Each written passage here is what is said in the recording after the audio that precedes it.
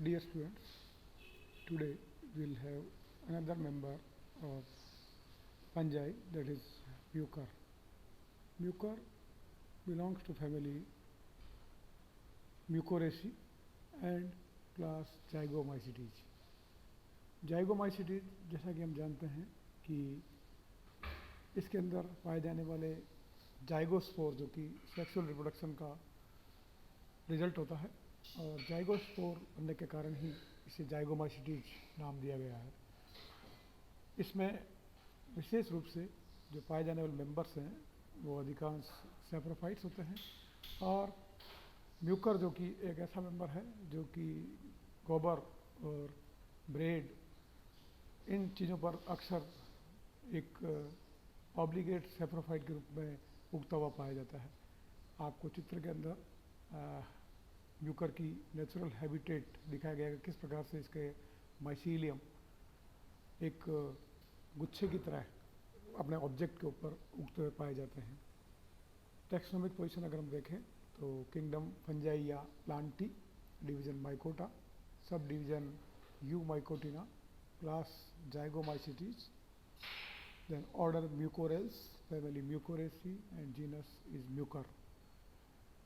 चित्र में आपको वाइटिस जो इसके फिलामेंट्स हैं वो ग्रो करते हुए दिखाई दे रहे हैं और उनके ऊपर उनके स्पोरेंजियो फोर्स पर स्पोरेंजियम के बनते हुए कई सारे तंतु खड़े हुए इसमें चित्र में आपको दिखाई दे रहे हैं। अगर हम इसका हैबिटेट देखें, जैसा कि मैंने आपको बताया कि इट इज़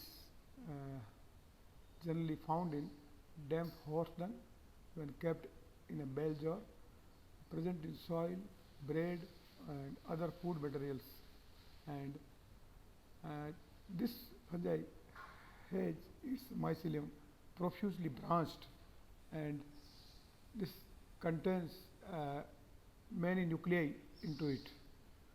So इसका जो कवक जाल है वो बहुत ही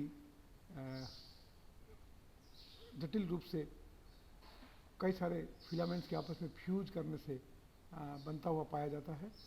और जो हाइपी होती है वो एक फ्लपी मास के रूप में वाइट कलर में होती है और इस माइसीलियम के बनने के बाद ही इसमें जो है रिप्रोडक्टिव स्ट्रक्चर जो है आगे चल कर के बनता है। Black pin like structure appears on the mycelium called as sporangia. इसके माइसीलियम के ऊपर की तरफ जो है कई सारे तंतु ऊपर की तरफ ग्रो कर जाते हैं सीधे और एक काले पिन के जैसी संरचना का निर्माण करते हैं जिसे हम स्पोरेंजियम कहते हैं। माइसीलियम के अंदर जो हाइपी होती है वो सिनोसिटिक होती है, एसेप्टेट होती है। हम कह सकते हैं कि इसके अंदर जो है संकोचीय प्रकार का कवकजाल पाया जाता है जिसमें कहीं पे भी पट नहीं होते हैं। जो इसकी वेजिटेटिव स्टेज है इसमें हाइपी के अंदर कुछ हॉरिजेंटल हाइपी पाई जाती है जिसे हम स्टॉलोन कहते हैं और कुछ राइजोडल हाइपी पाई जाती है जिससे राइजोड्स का निर्माण होता है। The rhizoidal hyphae helps in absorption of nutrients from the substrate. और जैसा कि मैंने आपको बताया कि जो राइजोडल हाइपी है ये सबस्ट्रेटम से भोजन का अवशोषण करने का काम करती है। इसकी सेल वॉल जो है वो काइटिन की बनी होती है और इसके अंदर सेलुलोज का अभाव होता है। जैसा कि इसका माइसीलियम एक यूकैरियोटिक ऑर्गेनिज्म की तरह कार्य करता है तो इसके अंदर माइटोकॉन्ड्रिया, एंडोप्लाज्मिक रेटिकुलम ये आदि भी इसमें पाए जाते हैं। तो म्यूकर का जो माइसीलियम है, म्यूकर का माइसीलियम एक branched hyaline that is aseptate, coenocytic and very profusely branched having the cell wall of chitin is found in Mucor. यहाँ पर हम माइसीलियम के अलग अलग स्वरूप यहाँ पर दिखाए गए हैं। आप देख सकते हैं किस प्रकार से माइसीलियम जो है ये एक हाईलाइन स्ट्रक्चर के रूप में दिखाई देता है और माइसीलियम जो है वो सिनोसिटिक होता है। इसके अंदर कई सारे केंद्रक पाए जाते हैं अंदर की ओर और कहीं पे भी इसमें पट नहीं पाया जाता है। ये इसका माइसीलियम जो कि आपको एक हाईलाइन माइसीलियम के रूप में दिखाई दे रहा है।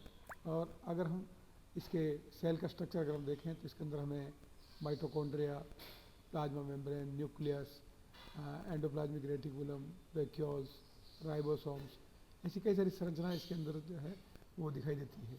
तो ये एक यूकैरियोटिक सेल स्ट्रक्चर की संरचना को भी जो है ये दर्शाता है।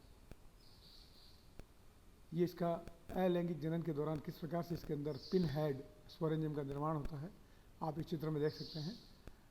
अगर हम इस चित्र को देखें तो यहाँ पर ये इसका माइसीलियम है जो कि सबस्ट्रेटम पर ग्रो करता रहता है और इससे एक स्ट्रेट स्पोरेंजियोफोर ऊपर की ओर वृद्धि करता है और वृद्धि करके एक डोम शेप संरचना का निर्माण करता है, जिसके अंदर की ओर एक कोलुमेला का निर्माण होता है। इस कोलुमेला के चारों ओर जो उसके ऊपर एक केप लगी रहती है, इस केप के अंदर की ओर कई सारे स्पोरेंजिया जो है वो निर्मित होते हैं।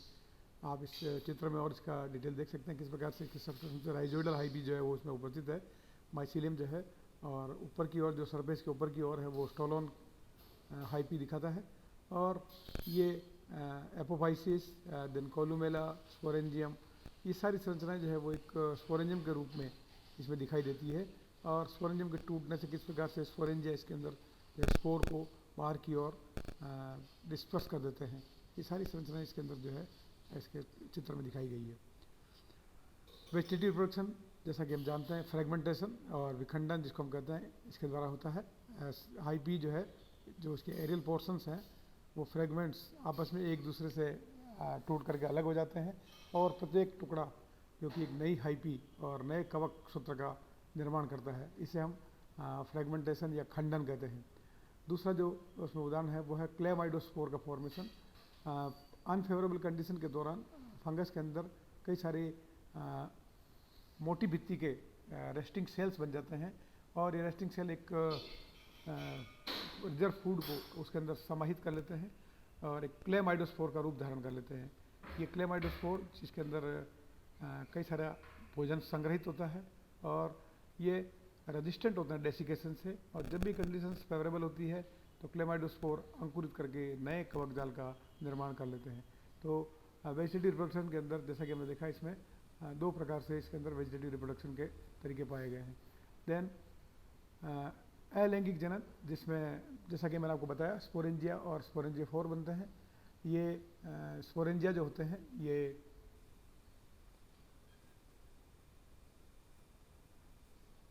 स्पोरेंजिया जो है इसके अंदर non motile multi nucleate sporangiophore पे बनते हैं। ये स्पोरेंजिया सिंगली स्पोरेंजियोफोर के टिप के ऊपर इनका निर्माण होता है। यंग स्पोरेंजियम जो होता है वो वाइट होता है, स्फेरिकल स्ट्रक्चर में होता है, लेकिन ज्यों-ज्यों ये मैच्योर होता जाता है काले रंग के एक स्ट्रक्चर में बदल जाता है, जिसमें कई सारे जो स्पोर बनते हैं वो स्पोर भी जो है ब्लैक कलर के होते हैं और इसी कारण से उसका पूरा कलर जो है वो चेंज हो जाता है। स्पोरेंजियम के सेंटर के अंदर एक डोम शेप्ड कोलुमेला पाई जाती है और इस कोलुमेला के चारों ओर कई सारे स्पोर्स इसके अंदर भरे रहते हैं। जो स्पोरेंजिया होते हैं वो हैप्लॉइड होते हैं और इनके द्वारा आगे चल करके जो इसके स्पोरेंजिया की वॉल के टूट जाने के बाद में ये सारे के सारे स्पोर्स फ्री हो जाते हैं जो कि एक हैप्लॉइड स्ट्रक्चर होते हैं और अंकुरण के द्वारा ये नए कवक जाल का निर्माण करते हैं। स्पोर्स जो कि स्पोरेंजिया के डिस्पर्स या टूटने के कारण जो है बनते हैं, हवा के द्वारा जो है एक दूसरे स्थान पर प्रकीर्णित हो जाते हैं और प्रत्येक स्पोर जो होता है वो एक नॉन मोटाइल ओवेल स्ट्रक्चर होता है जो कि एक सिंगल सेल वॉल से गिरा रहता है और सूटेबल कंडीशन और सूटेबल सबस्ट्रेटम पर गिरने के बाद में स्पोर अंकुरित करके एक अंकुरण नलिका बनाता है और अंकुरण नलिका से आगे चल करके एक मोनोकैरियोटिक और हम कह सकते हैं कि जो अगुणित माइसीलियम का निर्माण हो जाता है जो आगे चल करके चारों दिशाओं में फैल करके प्रोफ्यूजली बाम स्ट्रक्चर की निर्माण कर लेती है। जो लैंगिक जनन की जो प्रक्रिया है इसके अंदर मैंने बताया आपको कि जो फंजाई के अंदर लैंगिक जनन जो है वो 3 स्टेप्स में पूरा होता है। एक प्लाज्मोगेमी कहलाती है, दूसरी कैरियोगेमी कहलाती है और तीसरा मियोसिस कहलाता है। म्यूकर के अंदर जो लैंगिक जनन होता है वो जो प्लाज्मोगेमी की प्रक्रिया है वो गैमेटेंजियल कोपुलेशन के द्वारा संपन्न होती है। गैमेटेंजियल कोपुलेशन एक ऐसी प्रक्रिया है जिसमें 2 गैमेटेंजिया प्लस या माइनस प्रकार के पास पास आते हैं और दोनों ही आपस में एक दूसरे से फ्यूज कर जाते हैं पूरे के पूरे, और इसीलिए इसे युग्मक यानी संयुग्मन कहते हैं। जो फ्यूजन गैमिट्स हैं वो मल्टीन्यूक्लिएटेड होते हैं और एक दूसरे से डिस्टिंक्ट होते हैं, और जो स्पेशल हाइपी जो कि लैंगिक जनन के लिए एक दूसरे के पास पास आती है जिसको हम प्लस और माइनस प्रकार की हाइपी कहते हैं, यह जाइगोफोर कहलाते हैं। और ये जाइगोफोर जो कि हेट्रोथेलिज्म का एक एग्जाम्पल है। हेट्रोथेलिज्म को शो करते हैं। ये केमिकली इंड्यूस होते हैं और इंड्यूस होकर के ये दोनों ही जाइगोफोर एक दूसरे के पास पास आ जाते हैं और इनके अंदर आगे के हिस्से में एक प्रोगेमेटेंजिया का निर्माण होता है, जिस प्रोगेमेटेंजिया के अंदर जो भी न्यूक्लियस है उसके अंदर साइटोप्लाज्म है वो सारा इसमें ट्रांसफ़र हो जाता है और एक सेप्टम के द्वारा दोनों अलग हो जाते हैं। इन प्रोगेमेटेंजिया के आपस में एक दूसरे से गेमेटेंजियल कोपुलेशन, जिसको हम कह सकते हैं प्लाज्मोगेमी की प्रक्रिया के द्वारा, ये दोनों ही प्रोगेमेटेंजिया आपस में फ्यूज कर जाते हैं और ये गेमेटेंजिया के रूप में एक प्रोजाइगोस्पोरेंजियम का निर्माण करते हैं, जिसके अंदर की ओर पाए जाने वाले न्यूक्लियस एक दूसरे से आपस में फ्यूज कर जाते हैं और फ्यूज करने के साथ ही एक जाइगोस्पोर का निर्माण कर लेते हैं। जैसा कि मैंने बताया था पूर्व में कि जो जाइगोस्पोर एक इसके अंदर रेस्टिंग स्ट्रक्चर होता है जो अनफेवरेबल कंडीशन के अंदर लैंगिक जनन के दौरान बनता है। इसके चारों ओर एक मोटी भित्ति डेवलप हो जाती है और ये जाइगोस्पोर एक रेस्टिंग स्टेज के अंदर पड़ा रहता है। जब कंडीशंस फेवरेबल होती है तब ये जाइगोस्पोर जो कि इसे बनता है, यहाँ पर हम देख सकते हैं किस प्रकार से दो प्लस और माइनस प्रकार की हाई पी के प्रोगेमेटेंजिया पास पास में है। दोनों प्रोगेमेटेंजिया आपस में फ्यूज कर गए और एक जाइगोस्पोर का निर्माण कर लिया और ये जाइगोस्पोर जब फेवरेबल कंडीशन होती है तो अंकुरण द्वारा एक जर्मोस्पोरेंजियोफोर का निर्माण करता है, जिसके ऊपर एक जर्म स्पोरेंजियम बनता है। ये बिल्कुल स्पोरेंजियम की जैसी संरचना होती है और जिसके अंदर की ओर मियोसिस के द्वारा कई सारे मियोस्पोर का निर्माण करते हैं। ये सारे मियोस्पोर एन होते हैं और ये मियोस्पोर जो है अंकुरण के द्वारा नए मियो बीजाणु जो है आगे चल करके हैप्लॉइड माइसीलियम का निर्माण करते हैं। इस प्रकार ये न्यूकर का लाइफ साइकिल संपन्न होता है।